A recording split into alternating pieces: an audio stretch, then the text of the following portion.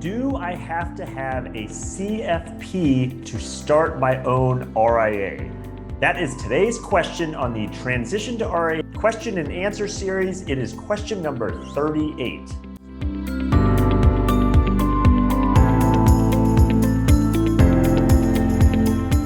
Hi, I'm Brad Wales with Transition to RIA, where I help you understand everything there is to know about why and how to transition your practice into the RIA model. So today's video, I got asked this just the other day, so I thought I'd make a quick video about it if you don't currently have a CFP, a Certified Financial Planner designation, can you still transition into the RIA model, whether that's start your own RIA or perhaps join an existing RIA? Is that a requirement? And so I did just want to give a couple thoughts on this.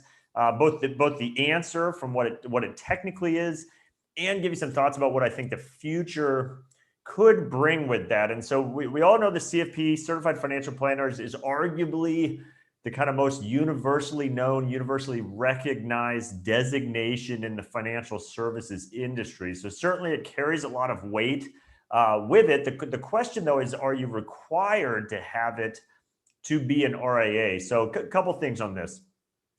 From a purely regulatory standpoint, the answer is no. There's no regulatory requirement that says, to go start your own RIA, you have to have the CFP. So to start an RIA, obviously you have to go through the process and work. I've done plenty of other videos on this, of working with compliance consultants of how do I functionally start up that RIA. And then underneath your RIA, you will be an investment advisor representative, an IAR of the RIA. Again, I did a whole video on the difference between an RIA and an IAR.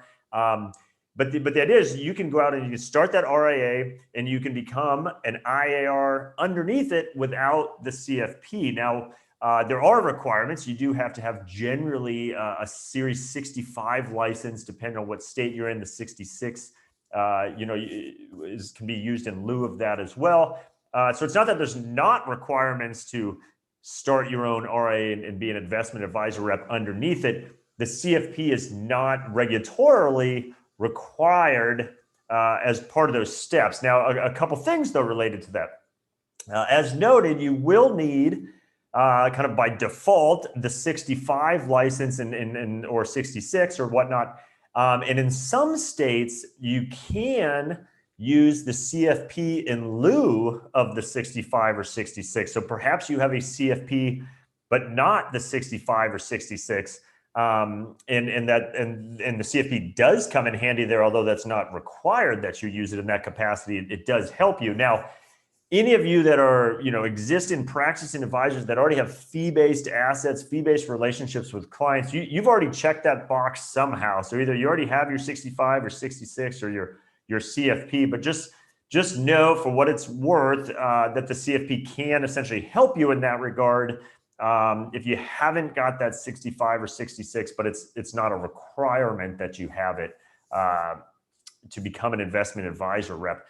Now, that's the regulatory answer. There is plenty of opinion out there of whether you should have your CFP if you're going to hold yourself out as a registered investment advisor providing fiduciary advice. There's certainly very strong opinions on that. It's actually both sides of it. On one hand, I have heard advisors just out of principle say, well, I shouldn't be forced to have a credential unless I want to have the credential, and just almost principle alone kind of fight it, if you will. And then there's other folks that feel very strongly that if you are going to, again, hold yourself out as an RA, hold yourself out as a fiduciary, be provided that comprehensive advice to clients, that the CFP should arguably almost be a minimum amount of designation that you have to demonstrate your expertise and to certify that to your clients. And so there's no shortage of opinions on that. I definitely say,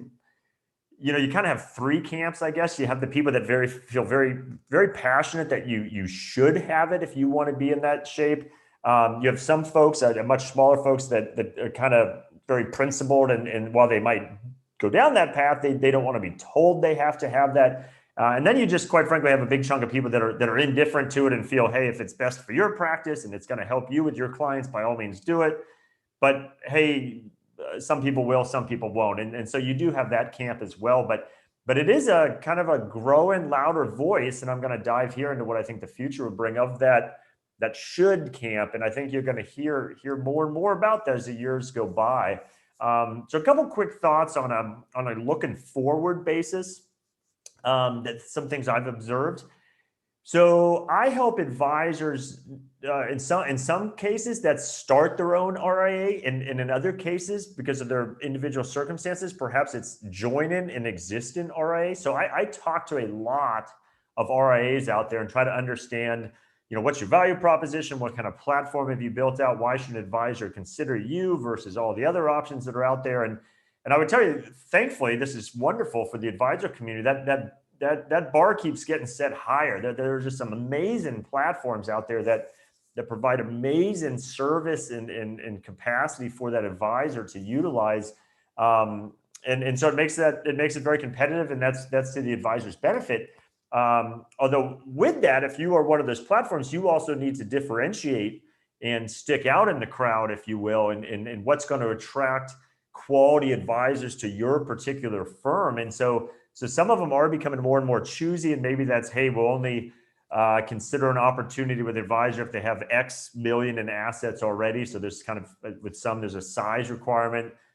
With others, there might be an asset management philosophy that they are perhaps index passive type investors, and why they certainly still give flexibility to the advisors that are joining them to control their portfolios.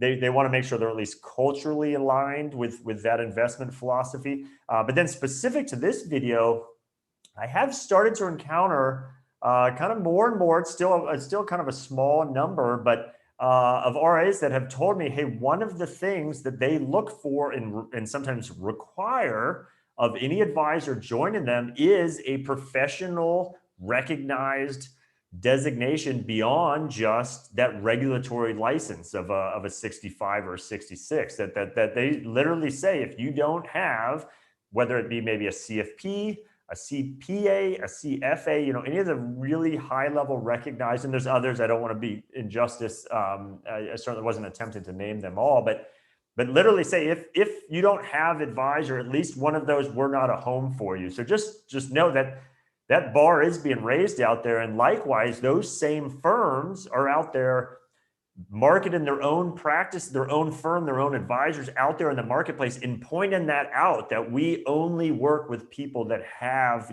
perhaps a CFP or whatever the designations might be. And so I think that voice is going to get louder and louder. So even if you're not required to do it from a regulatory standpoint, the competitive pressures out there because of firms that are taking that stance, I think will grow louder as time goes on as well. Next with that, along with that voice in the community, is the CFP board itself that continues to do a lot of branding out there in the marketplace of the designation, and they have a lot of advocacy work, and they are kind of working to make it known out there that this CFP designation brings certain demonstrated levels of expertise or experience to the marketplace. And so if your advisor doesn't have a CFP, you should be asking why they don't, and you should only work with a CFP perhaps. And again, there's opinions on whether that's the correct message. And again, I don't want to put words in the CFP board's mouth either. They're articulating it differently, but their message is, we feel you should have a CFP if you are going to be providing certain fiduciary services to investors. And again, as their brand gets out there and their messaging gets out there and their advocacy keeps growing out there, I think you're going to see in the marketplace, even if it's not regulatorily required, does it become kind of de facto must have at some point if that message keeps resonating? And time will tell. I'm not putting chips on the table just yet to say, how strongly that may or may not ultimately work out, but there's absolutely an ongoing effort to raise that voice, and understandably so. That's the CFP's board job, is to message that out there. So I think they will only continue to do that. And then the last one I'll leave you with, And to my knowledge, no state has done this. I don't even know if any particular state is considering it, but keep in mind, especially if you're under 100 million in assets, you would be regulated by your state, not the SEC. Did a whole separate Q&A question on that as well. Would you be state or SEC registered? But even then, states still have some degree of kind of oversight if you're doing business within their state. And we are seeing that, especially with some of the frustrations over maybe a lack of a fiduciary standard across the board on all fronts, that some states are starting to kind of take a lead and maybe putting in additional variables into that advisor-client relationship that other states are not mandated or not required. And so it is interesting to know, will there ever come a time that a state might raise their flag and say, if you want to be an RIA in our state, we require a CFP perhaps, or maybe a CPA or CFA or some level of designation. Again, to my knowledge, there's no state currently drawing that line in the sand. It's hard to say what the future will bring. That day might eventually come, and again, some people will be big cheerleaders of that potential stance. Others will not. I'm sure there'd be all kinds of kind of court challenges perhaps to it, but I think at least directionally that the voice is getting louder, whether it's the CFP board themselves, whether it's individual states, whether it's existing RIAs that are letting their voice be known that, we expect, we demand this of any advisors that work with us. So I think that pressure is only going to grow in one direction. Whether it ever reaches a point that you will find yourself, if you don't currently have the CFP, required to have it, but just be aware of this kind of trend line or trajectory that's occurring out there. So bottom line, from a regulatory standpoint right now, it's not required. As for what happens in the future, to be determined for all of the reasons I just stated. So with that, like I said, I'm Brad Wales with Transition to RIA, and this is the sort of thing I help advisors with all day long. So advisors like yourself that have an existing practice, an existing book of business, perhaps at a wirehouse type firm, an independent broker-dealer type firm, and you are considering or transitioning into the RIA model, whether you just want to, at the stage, you just want to learn more about what that would look like for you, the economics, the flexibility, or how to actually go about transitioning into it.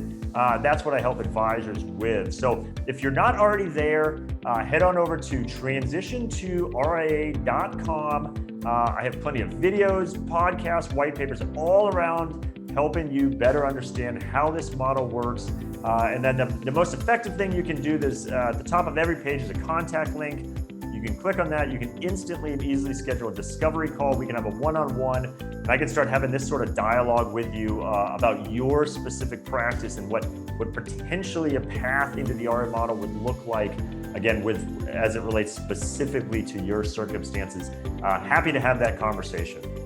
So with that, I hope you found value in today's question and answer, and I'll see you on the next one.